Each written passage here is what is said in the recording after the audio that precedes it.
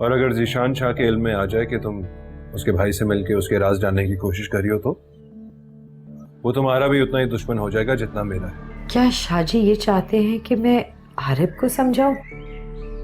कहीं ऐसा तो नहीं कि उन्हें हमारी दोस्ती का इल्म हो गया हो? मैं चाहता हूं कि ईमान शाह की सारी टेस्ट रिपोर्ट्स और वो सारी दवाएं जो उसको आज तक दी गई हैं उसकी तफसील मुझे मिल जाए।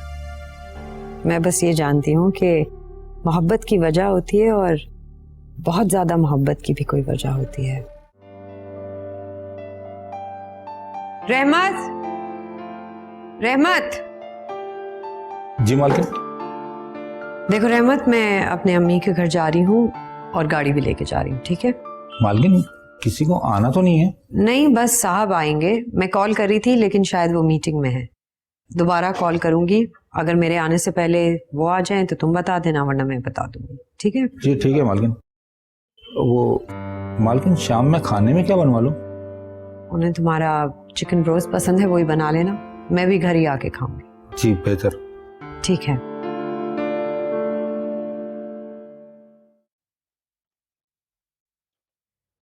वालेकुम सलाम। आओ, मेरा बच्चा आया। कैसी है?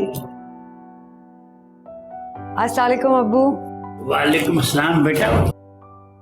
क्या तुम अकेली आई हो? जी, शाहजी को तो वक्त ही नहीं मिलता, लेकिन उन्होंने मुझे इजाजत दे दी है कि जब मेरा दिल चाहे मैं आप लोगों से आके मिल सकती हूँ। तो ये तो बहुत अच्छी बात है। और इधर हम परेशान हो रहे थे कि पता नहीं कितने बरसों बाद तुम मिलोगी हमें। बहुत अजीब है वो अम्मी, कोई समझ ही नहीं सकता कि वो क्या सोच रहे हैं और क्या चाह रहे हैं। और सुना, वो जो उसका भाई है कैसा है वो? अमान शाह का इलाज हो रहा है अबू, वो नफ्सियाती अस्पताल में है। क्या कुछ हंगामा किया उसने? क्या कहूँ अम्मी, मुझे तो बेचारे पे बहुत रहम आता है। हर वक्त अपनी अम्मी को याद करते रहते। न जाने क्या हुआ था, कैसे हुआ था कि उसके दिमाग पर इतना ज्यादा असर है अपनी माँ का। अरे बेटा छोड़ो उसे, वो जाने और उसका भाई जाने, बस तुम अपना ख्याल रखो।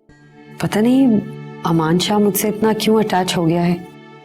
मेरे पास रहने की कोशिश करता है, मेरे हाथ से खाना खाने की जिद करता है। ये सारी बातें शाहजी को बिल्कुल पसंद नहीं आई। उन्होंने उसे समझाने की भी कोशिश की लेकिन वो नहीं माना और घर में तोड़फोड़ शुरू कर दी। इसीलिए उन्होंने उसे अस्पताल में दाखिल करा दिया। चलो ये तो बहुत अच्छा हुआ, वरना तुम्हारे लिए मुश्किल होता ना। बेटा तुम तो उसे अस्पताल देखने नहीं जाती ना? नहीं, अभी तक तो नहीं की। अब शाहजी से मैंने एक दफा पूछा था लेकिन उन्होंने मना कर दिया। तो ठीक है ना बेटी, वो पागल खाना है, वहां तो पता नहीं कैसे कैसे पागल होंगे। इसे छोड़ो बेटा, ये बताओ कुछ पता चला जीशान शाह के खानदान का? कौन लोग हैं, क्या करते हैं, उनका माजी क्या था? ये सब बातें सोचने का अब कोई फायदा नहीं अब्बू। बस यूं समझें कि आपकी बेटी जीशान शाह की जीती हुई एक ट्रॉफी है।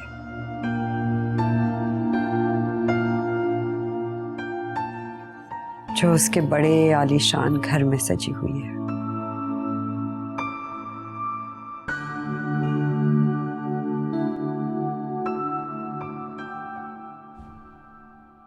कहाँ गई? साहब जी वो तो अपने घर गई हुई है। कब गई? 2.5-3 घंटे हो गए साहब जी। वो आपको फोन कर रही थी मगर शायद आपका फोन बंद था। वो कहकर गई थी कि साहब को बता देना। चलो ठीक ठीक।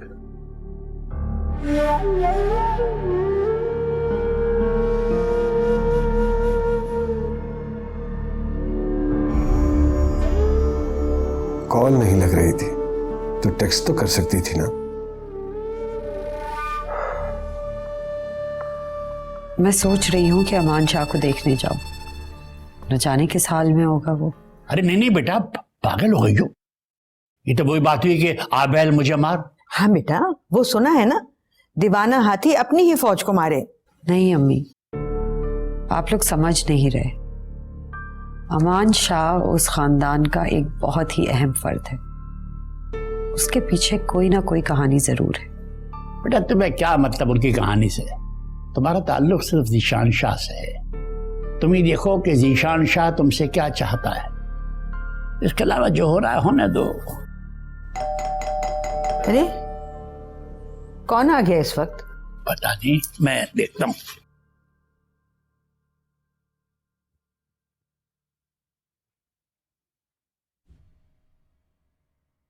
आइए आइए। अस्सलाम वालेकुम। वालेकुम सलाम। आइए।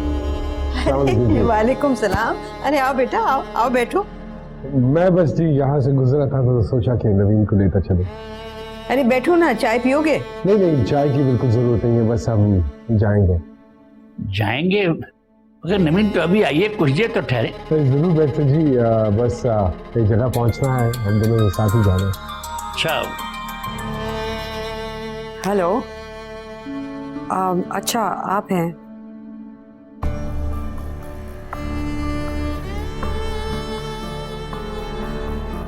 कौन था? कहाँ? वो हो फोन पे कौन था डॉक्टर जब आप बात कर रहे थे? ओ फोन पे doctor Hafiza. Okay, doctor Hafiza कौन? राइट, आप नहीं जानते। यहाँ यूनिवर्सिटी में प्रोफेसर होती हैं, मेरी शायरी के बारे में पूछती रहती हैं, उनको पसंद है। पूछ रही थी किताब कब शाया कर रही हो। अच्छा, तो फिर क्या कहा आपने? क्या कहती? मैंने कहा कि घरदारी की जिम्मेदारियां हैं अभी बहुत। घरदारी की जिम्मेदारी? घरदारी की? क्या हुआ, हंस क्यों गए? अरे हंस इसलिए रहा हूँ कि घरदारी की कोई जिम्मेदारी तो मैंने आप पे डाली ही नहीं। जिम्मेदारी डाली नहीं जाती बल्कि ली जाती है शाह साहब।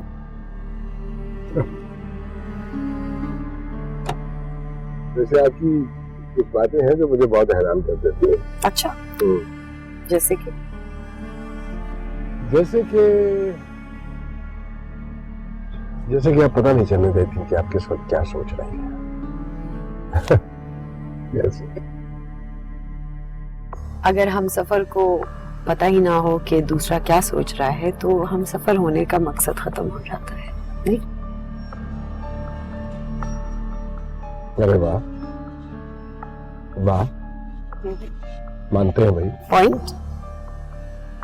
बाकी ये बात तो मैं मानता हूँ कि आपको अपने हमसफर के हवाले से उसके जज्बात, उसके ख्यालात, उसके एहसासात, उन सबसे वाकिफ होना चाहिए। और स्पेशली इस बात से तो जरूर वाकिफ होना चाहिए कि वो किस वक्त क्या सोच रहे हैं।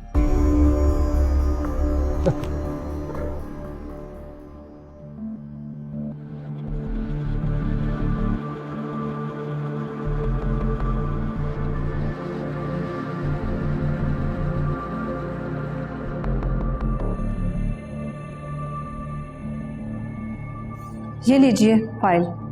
इसमें अमान शाह की तमाम टेस्ट रिपोर्ट्स की कॉपीज और दवाओं की तफसीलात मौजूद हैं।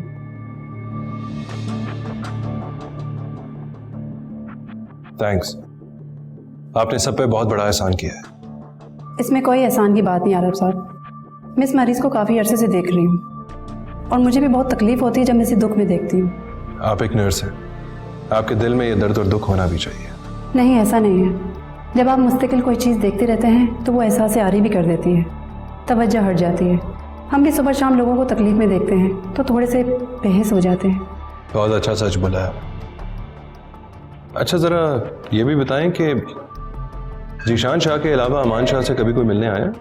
नहीं, उसे किसी से मिलने की इजाज़त नहीं है। यही तो दुख होता है। और मरीजों के मिलने वाले आते हैं मगर अमान शाह से कोई मिलने ही नहीं आता। और जीशान शाह वो खुद कब मिलने आता है? 1-2 महीने में, वो भी हम याद दिलाएं तब। यानी अमान शाह अकेला ही रहता है? मैं ही बात करती हूँ कभी कभी, वो कोई जवाब ही नहीं देता। अक्सर अपनी माँ को याद करता है। कैसी अजीब दुनिया है। एक भाई इतना अमीर है, उसके चारों तरफ नौकर ही नौकर होते हैं, मगर उसका अपना भाई नफ्सियाती हॉस्पिटल में उसका मुंतजिर रहता है और वो कभी कभी आता है उसको मिलने के लिए। बहुत अजीब अजीब कहानी है जनाब। आपसे दरख्वास्त है, मैंने ये काम इंसानियत के नाते किया है, मेहरबानी करके मेरी इज्जत रखिएगा प्लीज़। आप बेफिक्र रहें, आपकी इज्जत हमें बहुत अजीज है। Thank you. कोई भी दूसरे से मुकम्मल तौर पे वाकिफ नहीं होता, थोड़ी बहुत मिस्ट्री तो रहती है। अच्छा, तो तुम्हारी क्या मिस्ट्री है? तो ये जो लिखा है ये क्या है? तजर्बा है, मुशाहिदा है? ये ऐसी लड़कियों के एहसासात हैं जो जबरदस्ती ब्याह दी जाती हैं। आरिफ साहब, सियासत में ऐसा ही होता है, कभी एक प्लेट में खाते हैं तो कभी मुंह का निवाला छीन लेते हैं।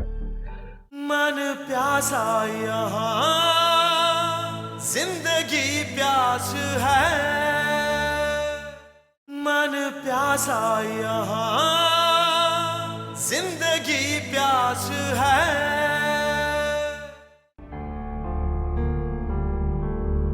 तुम ये रिपोर्ट्स इमरान आलम को दिखाओ, देखो वो क्या कहता है। नर्स बहुत डर रही थी मुझे ये सब देते। डरने की तो बात है। कुछ नई बातें सामने आई हैं, जान के मैं बहुत हैरान हुआ। वो क्या? 2 महीने बाद जीशान शाह अपने भाई को मिलने जाता है, वो भी इनके बुलाने पे। मैं सोच रही हूँ जीशान शाह अपने भाई को घर क्यों ले गया था और फिर वापस हॉस्पिटल छोड़ आया। बेचारी नवीन को उसकी देखभाल करनी पड़ी। हाँ, बेचारी जीशान शाह की बीवी है, घर में जो हो रहा होगा उसको मैनेज तो करना पड़ेगा। आई वॉज थिंकिंग कि नवीन से मुलाकात करती हूँ। क्यों?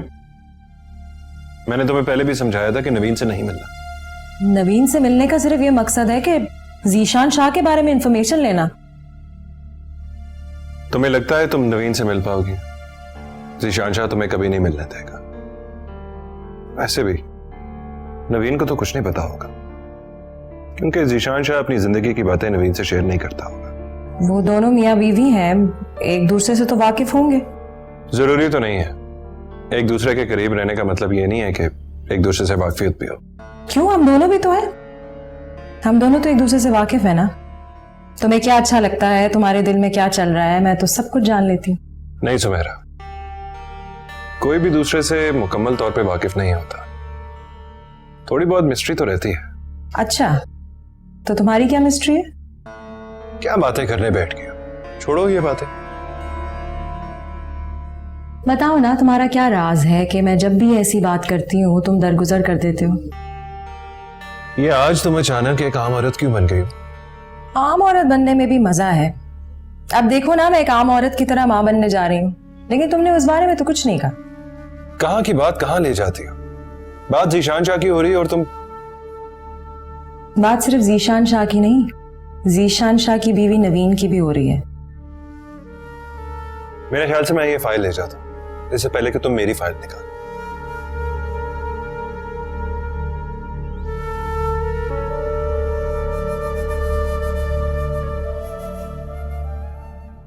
अमान शाह की रिपोर्ट्स मैंने देख ली हैं और डॉक्टर नीक को मैं जानता हूँ। अंदरूनी तौर पर उनकी शोहरत कुछ पॉजिटिव नहीं है। क्या मतलब? डॉक्टर नीक का ताल्लुक बिजनेस कम्युनिटी के बड़े बड़े लोगों से है। वो अपना हॉस्पिटल अपने पैसे से चला रहे हैं और सब जानते हैं कि कुछ अरसे पहले तक एक छोटा सा क्लिनिक चला रहे थे। जीशान शाह के बहुत करीबी दोस्तों में से हैं। लेकिन इन बातों का अमान शाह की रिपोर्ट से क्या ताल्लुक है? ताल्लुक तो लग रहा है। ये रिपोर्ट्स मैंने बगौर देखी हैं और इन दवाओं की तफसील भी पढ़ी है जो अमान शाह को दी जाती रही हैं। रिपोर्ट्स के मुताबिक जो दवाएं इस मरीज को दी जाती रही हैं उनसे तो वो कभी भी ठीक नहीं होगा। यानी तुम ये कहना चाह रहे हो कि मरीज को जानबूझ के गलत दवाएं दी जा रही हैं ताकि वो इसी कंडीशन में रहे? बज़ाहिर तो यही लग रहा है। खैर बात यह है कि मुझे इस पेशेंट के नए टेस्ट कराने होंगे, उसके बाद ही कोई दवा तजवीज़ कर सकूंगा। यार जल्दी करो ना, जो भी करना है, मामला तो रज रहे हैं। बेफिक्र रहो, ये केस कोई इतना मुश्किल केस नहीं लग रहा है। बस मैं पेशेंट को देख लूं और नए टेस्ट हो जाए, फिर देखते हैं। लेकिन ये सब तुम कैसे करोगे? मरीज वहां से कैसे मुंतकिल होगा?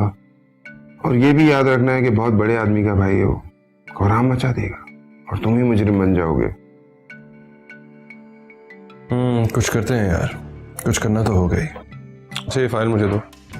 नहीं, ये रिपोर्ट्स मेरे पास छोड़ जाओ, मैं जरा बगौर देख लूं इन्हें, डॉक्टर, क्या ऐसा मुमकिन है कि तुम इलाज करो लेकिन मरीज वहीं रहे? ऐसा तो उसी सूरत में मुमकिन है कि नए टेस्ट के बाद मेरी दवाइयों से पाबंदी से दी जाए, लेकिन दूसरे हॉस्पिटल वाले इस बात की इजाज़त नहीं देंगे। वैसे एक तरीका है, वहां पर एक ही नर्स है जो अमान शाह का ख्याल रखती है। अगर वो तैयार हो जाए तो ये काम बहुत आसान हो जाएगा। वही उसको मेडिसिन भी देती है। क्या वो राजी हो जाएगी? हाँ, मेरा ख्याल है हो जाएगी, क्योंकि वो खुद भी चाहती है कि अमान शाह जल्दी ठीक हो जाए।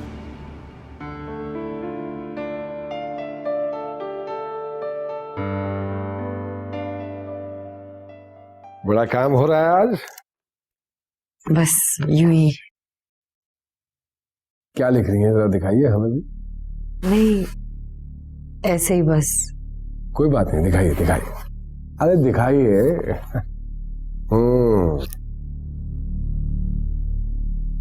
अरे वाह, मेरे महबूब, मैं अब वो नहीं हूं। रियली? अच्छा है, अच्छा है। खामोशी को समझते क्यों नहीं हो, मोहब्बत अब नहीं आरज़ू मेरी। मैं वो रिश्ता नहीं हूं जो कभी था, मोहब्बत जिद नहीं होती है, समझो। समझ गए जनाब? जरूरी है तुम्हारा हाथ थामो, जरूरी है, जरूरी है किसी का हाथ छोड़ो, ये भी जरूरी है। जरूरी है ज़बान से ही कहूं मैं, जरूरी है तुम्हारी ही रहूं मैं। नहीं, मैं उस तरह बाकी नहीं हूं कि जैसे तुमको मैं चाहती रही हूं,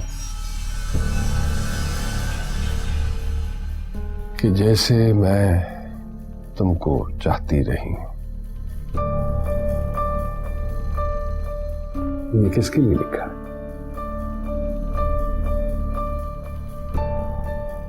किसके लिए? किसी के लिए नहीं। शायर तो शायर होता है,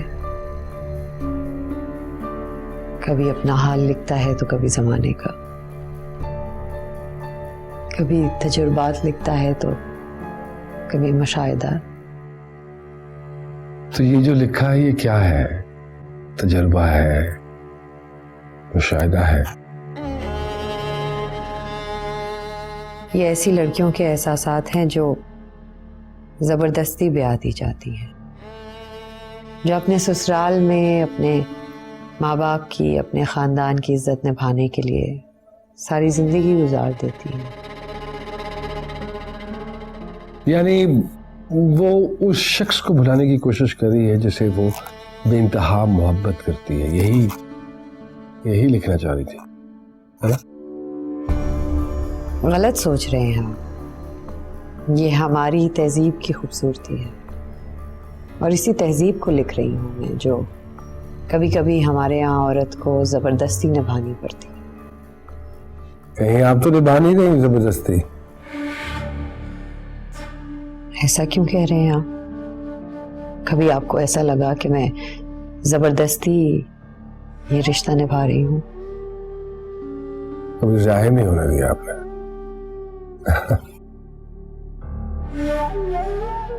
मेरी शायरी को लेकर ऐसे अंदाजे मत लगाया करें शाह जी। शायरी एक फन है, एहसासात और जज्बात, और जरूरी नहीं कि जो शायर लिख रहा हो वो अपनी ही कहानी लिखे।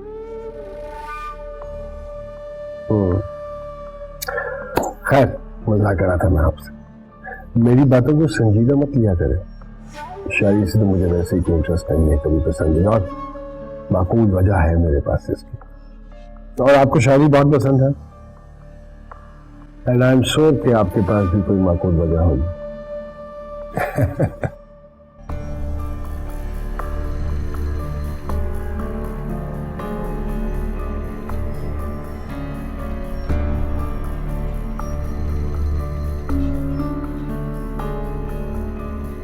नहीं, मैं फोन कर रहा हूं आपको। ओके। अंदर आ सकते हैं जनाब? अरे जनाब। अस्सलाम वालेकुम। वालेकुम सलाम। आप रास्ता भूल के कैसे आ गए आज? जी नहीं, दानिशा तौर पर आया हूँ, और वो भी मुशावरत के बाद। सियासत से वाबस्ता लोग हैं आप, हवाओं का रुख देख के चलते हैं। सही फरमाया आपने, 100% सही। और आप ये सोचकर परेशान हो रहे होंगे कि मैं आपके ऑफिस में क्या कर रहा हूँ। मैं तो ज़ीशान शाह का आदमी हूँ।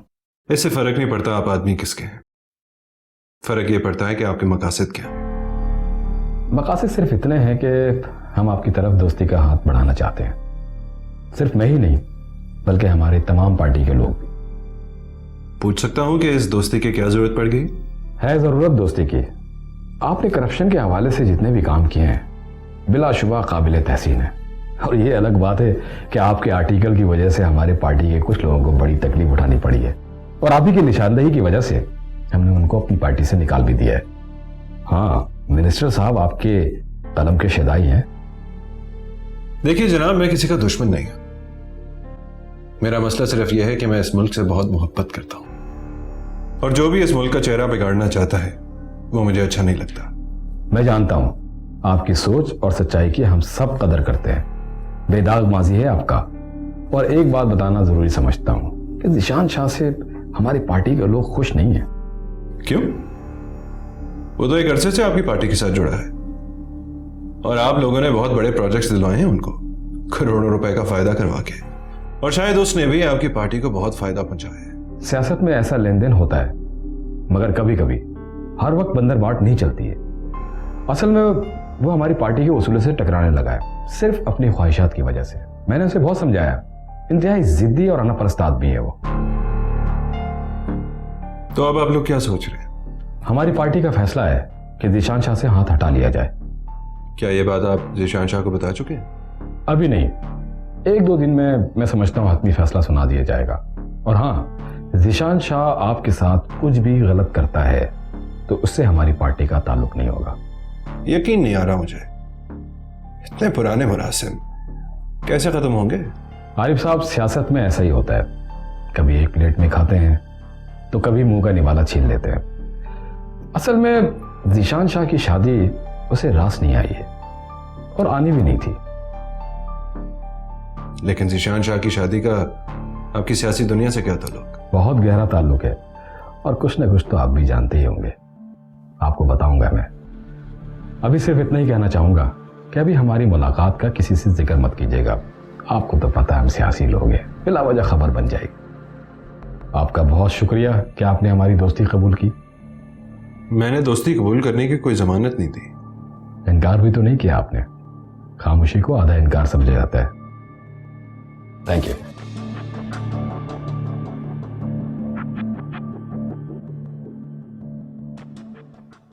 फोन आया था अभी थोड़ी देर पहले, धमकी दे रहा था, कह रहा था कि आरिफ को बोलो अपने काम से काम रखिए।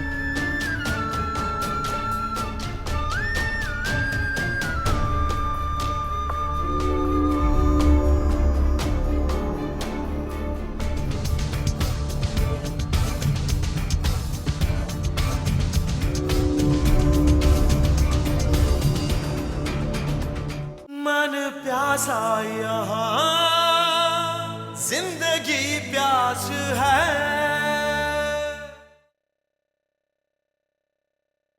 मन प्यासा यहाँ जिंदगी प्यास है।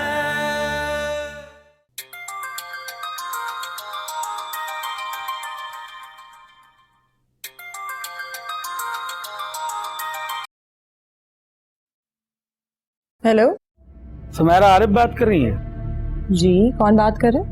अरे खैर खाही हैं आपके। पूछना सिर्फ ये था कि अच्छा खासा चले गए थे आप लोग, वापस क्यों आ गए? आपसे मतलब? कौन बात कर रहा है ये? अरे मतलब ही तो है मैडम, जरा अपने शौहर से बात कराएं, उन्होंने तो अपना नंबर ही बदल लिया। बकवास बंद करें और फोन इसी वक्त रख दें। अपनी बात पूरी किए बगैर तो फोन बंद नहीं ना कर सकते मैडम। आपने कहना ये है अपने हस्बैंड से कि इस शहर में रहे और सुकून होके रहे, मुझे कोई मतलब नहीं है, पर जरा अपने कलम को लगाम में रखे। वरना इस दफा बात धमकी से आगे जा सकती है। एक एक पल की रिपोर्ट रखता हूँ तुम लोगों की। तुम लोगों को ढूंढना मेरे लिए कोई इतना मुश्किल काम है नहीं। तुम्हारे लिए ये बेहतर होगा कि तुम इस वक्त फोन रख दो, वरना मेरे लिए भी कोई मुश्किल नहीं है तुम लोग तक पहुंचना। और वैसे भी मैं जानती हूं कि किसके कहने पे धमकियां दे रहे हो मुझे। जाके उसे समझा दो कि कभी कभार वार उल्टे भी पड़ जाते हैं। और उस बुज़दिल से कह दो जाके, एक कलम से डर रहा है, बहुत सारे कलम इकट्ठे कर लिए तो क्या करेगा वो। लगता है बातों से नहीं मानेगी।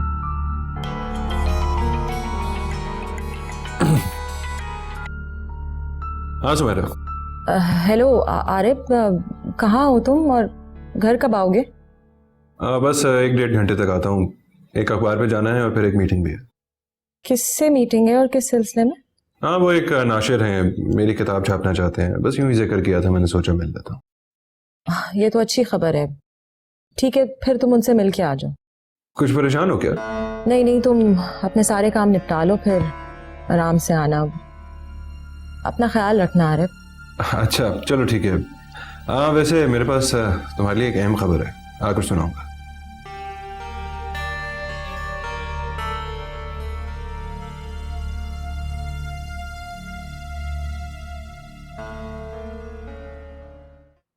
अस्सलाम वालेकुम। वालेकुम सलाम। क्या हुआ, रिपोर्ट से गए? हाँ, डॉक्टर इमरान ये रिपोर्ट्स और हमान शाह की दवाएं देके बहुत हैरान। क्यों, कोई गड़बड़ है क्या? कुछ गड़बड़ नहीं है, सब कुछ ही गड़बड़ है। उसके मुताबिक जो दवाएं अमान शाह को दी जा रही हैं उसके रिपोर्ट्स के हवाले से बिल्कुल गलत है। वो इन दवाओं से कभी ठीक नहीं हो सकता। डॉक्टर सही नहीं है क्या? पता नहीं क्या मसला है।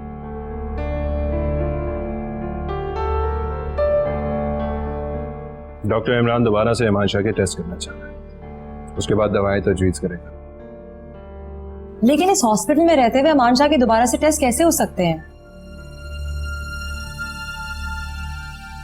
नर्स के जरिए।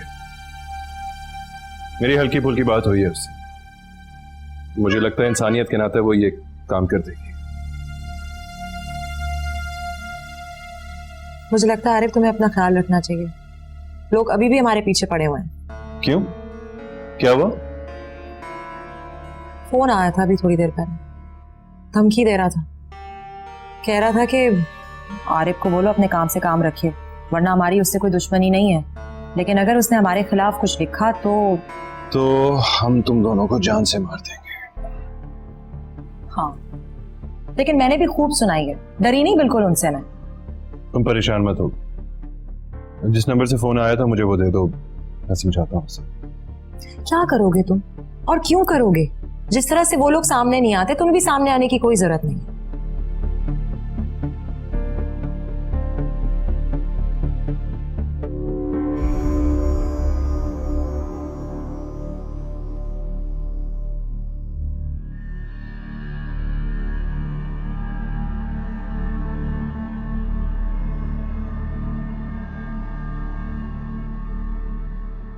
शाहजी, आपको अमान शाह को देखने जाना था ना?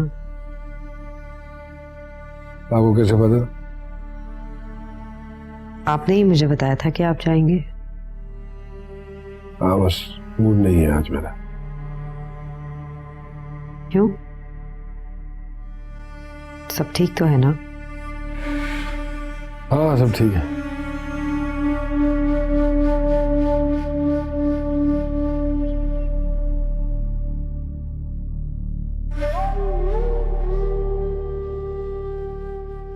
कोई बात तो है, मुझे तो लग रहा है कि आप डिस्टर्ब हैं।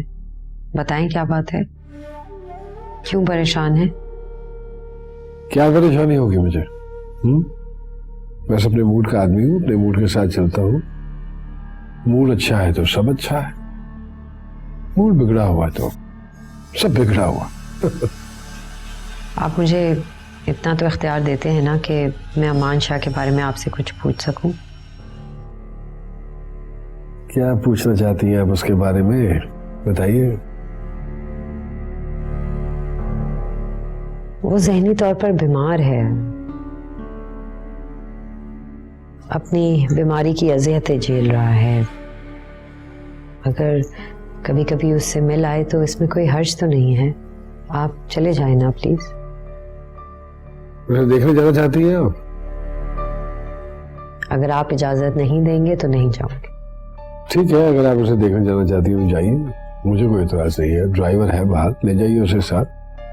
बस एक बात याद रखिएगा कि ये हमारा खानदानी मामला है, यहाँ से बाहर नहीं जाना चाहिए। हमारे खानदान की इज्जत का ताल्लुक है इससे।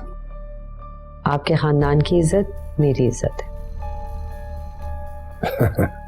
नहीं नहीं,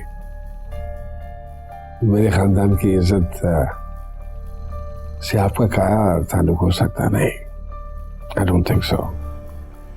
मेरा खानदान अलग है, आप अलग है। और ये बात आप भी हमेशा याद रखिएगा। आप ऐसे क्यों कह रहे हैं? क्या मैं आपके खानदान का हिस्सा नहीं हूँ? क्या मैं इतनी गई गुजरी हूँ कि आप ये मान तक मुझे नहीं दे सकते? देखिए, मेरे खानदान का हिस्सा बनने में कोई फख्र नहीं होगा आपको, मेरा नहीं ख्याल।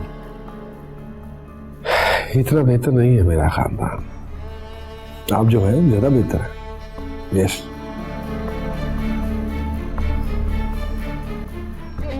आप शायद मुझसे खफा हैं इसलिए ऐसे कह रहे हैं, वरना तो अच्छाइयाँ बुराइयाँ हर खानदान में होती हैं और हम उन्हीं लोगों के साथ जीते हैं। मैंने आपको अपना हिस्सा बनाने के लिए हासिल किया था, खानदान का हिस्सा बनाने के लिए नहीं। और बेहतर यही है कि आप मेरा हिस्सा ही रहिए, भूल जाइए खानदान को। अमान शाह से मिलने जाना चाहती हैं? कोई इतराज नहीं है। थोड़ी सी एहतियात रखिएगा, कहीं वो आपको कोई नुकसान ना पहुंचा दे। राइट?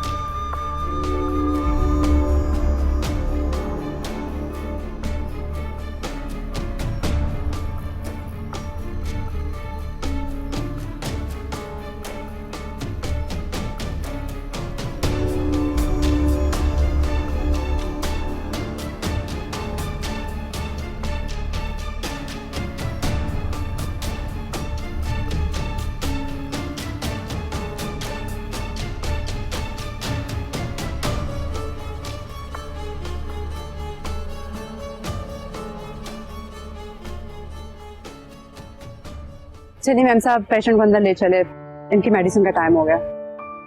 थोड़ी देर और आप देख रही हैं ना नर्स, ये कितना खुश है यहाँ पे।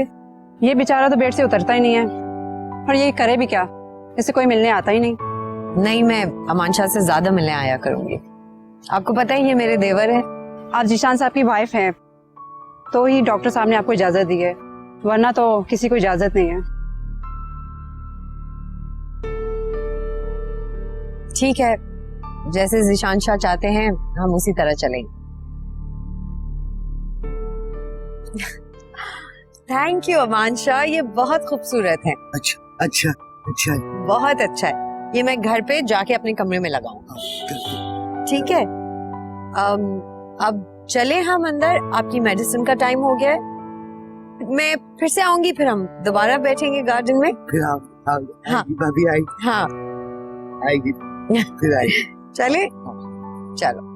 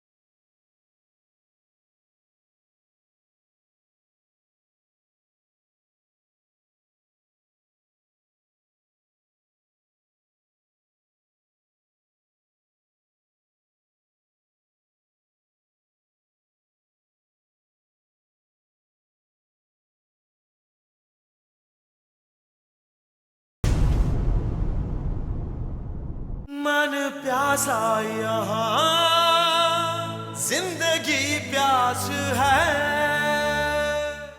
मन प्यासा यहाँ जिंदगी प्यास है। आप मेरा यकीन क्यों नहीं करे?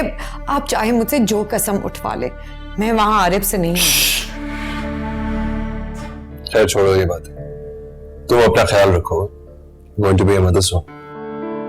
तुम भी अपना ख्याल रखो, यू बी अ फादर सून।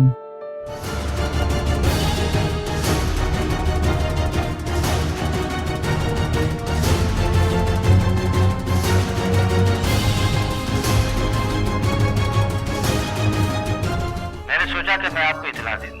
हो गई इतला, अब जाइए जाके ढूंढिए उसे, वरना सबको उल्टा टांग दूंगा मैं। शाह भाई कुछ नहीं जान, शाह भाई के लिए कुछ नहीं जानता, कुछ नहीं, कोई बात नहीं करनी, कोई बात नहीं करनी। आंचल कुछ नहीं होगा, तुम परेशान मत हो। मन प्यासा यहाँ जिंदगी प्यास है